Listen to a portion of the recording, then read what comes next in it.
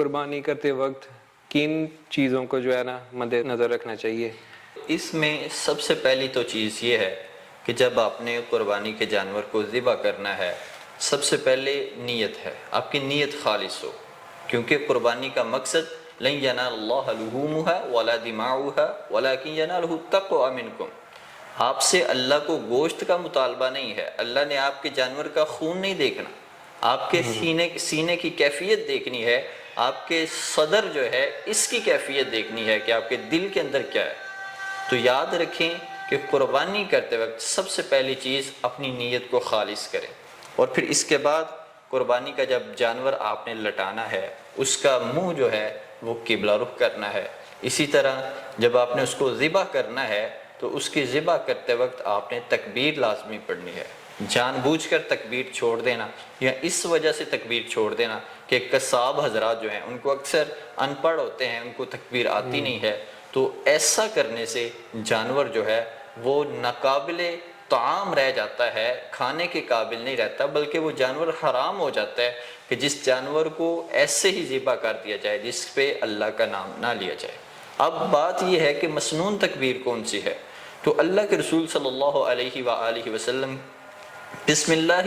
اللہ اکبر یہ الفاظ بھی ملتے ہیں، اور بسم اللہ واللہ اکبر یہ الفاظ بھی حدیث کے اندر ملتے ہیں، تو یہ دونوں الفاظ کے ساتھ تکبیرات کہی جا سکتی ہیں۔ لیکن نبی صلی اللہ علیہ وسلم کی ایک خصوصیت تھی، کیونکہ النبی اولیٰ بالمؤمنین، نبی صلی اللہ علیہ وسلم امت میں خاص ہیں، کچھ خاص فضیلتیں اللہ تعالیٰ نے نبی صلی اللہ علیہ وآلہ وسلم کو عطا کی ہیں، تو اس لیے نبی صلی اللہ علیہ وآلہ وسلم ایک اور انداز کی تکبیر بھی پڑھا کرتے تھے قربانی کا جانور ذبح کرنے سے، اللہم تقبل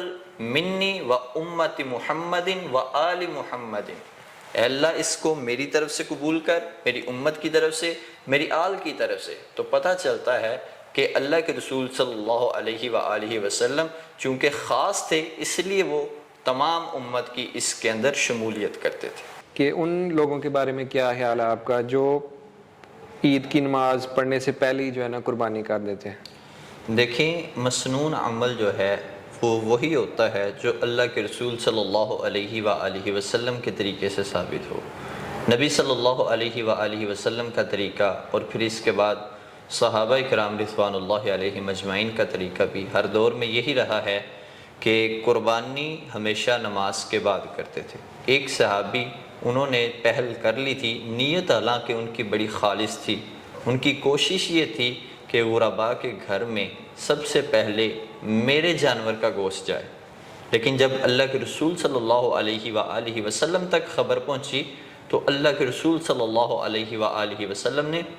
فوراً اس صحابی کو نیا جانور جو ہے اللہ کی راہ میں قربان کرنے کا حکم دیا، فرمایا وہ تمہاری جو قربانی ہے وہ فرضیت تمہاری جو ہے اس کو مکمل نہیں کر پائی، ہاں صدقے کا تمہیں اجر اس کا مل جائے گا، لیکن جو اصل قربانی ہے وہ آپ دوبارہ کریں۔ تو پتہ چلتا ہے کہ قربانی، اور اسی طرح سورہ کوثر کے اندر بھی جب اللہ تعالیٰ نے قربانی کا تذکرہ کیا ہے تو اس سے پہلے نماز کا بھی تذکرہ کیا ہے، اور جمہور علماء مفسرین یہی کہتے ہیں کہ فَصَلِّ لِرَبِّكَ وَانْحَرْ، اس میں فَصَلِّ جو ہے اس سے مراد نماز عید ہے، کہ آپ ہمیشہ جب بھی قربانی کریں تو پہلے نماز کو ادا کریں پھر اس کے بعد قربانی کریں۔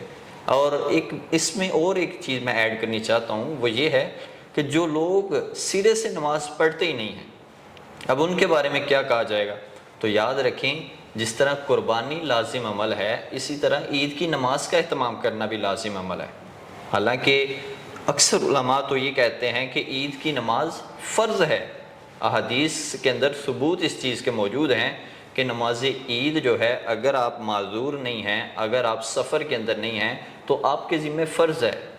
اس لیے قصاب حضرات اکثر ان دنوں میں اس نماز کی غفلت کرتے ہیں، بلکہ عام دنوں میں بھی غفلت کرتے ہیں، لیکن بالخصوص اس نماز کی غفلت کرتے ہیں، تو اللہ سے ڈرنا چاہیے اس معاملے کے اندر۔ صحیح۔ اچھا، اور یہ قربانی کتنے دن تک کر سکتے ہیں؟ مثلاً کہ عید الاضحیٰ کتنے دن کی ہوتی ہے؟ جی، قربانی کتنے دن کر سکتے ہیں؟ قربانی جو ہے یوم النحر سے لے کے ایام تشریق، نبی صلی اللہ علیہ وآلہ وسلم نے فرمایا کل ایام التشریق ذبح، تمام کے تمام ایام تشریق جو ہیں وہ ذبیحہ کے لیے جائز ہیں، آپ ان میں ذبح کر سکتے ہیں۔ تو ایام تشریق کہا جاتا ہے 10 تاریخ کو، 11 کو، 12 کو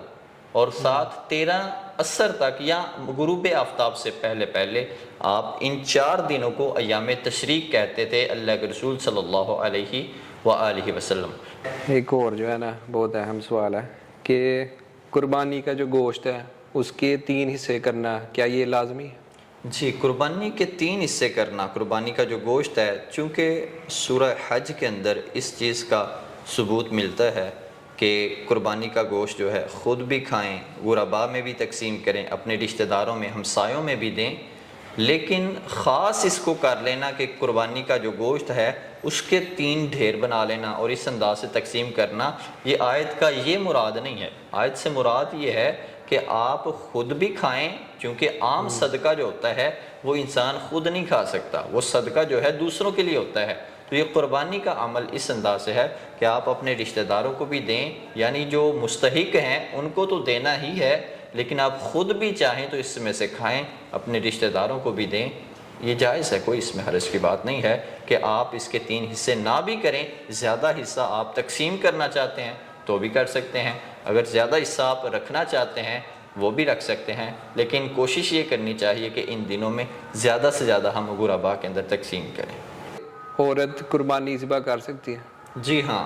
اللہ کے رسول صلی اللہ علیہ وآلہ وسلم کے زمانے کے اندر، چونکہ آج کل تو خواتین تو دور، مرد بھی جو ہے نا وہ بھی تھوڑے سے بزدل ہیں، یہ کام کرنے سے نا وہ کتراتے ہیں، قصاب کو اجرت دے دیتے ہیں۔ حالانکہ نبی صلی اللہ علیہ وآلہ وسلم کا مسنون عمل یہی ہے کہ اللہ کے رسول اپنے ہاتھ سے قربانی کیا کرتے تھے۔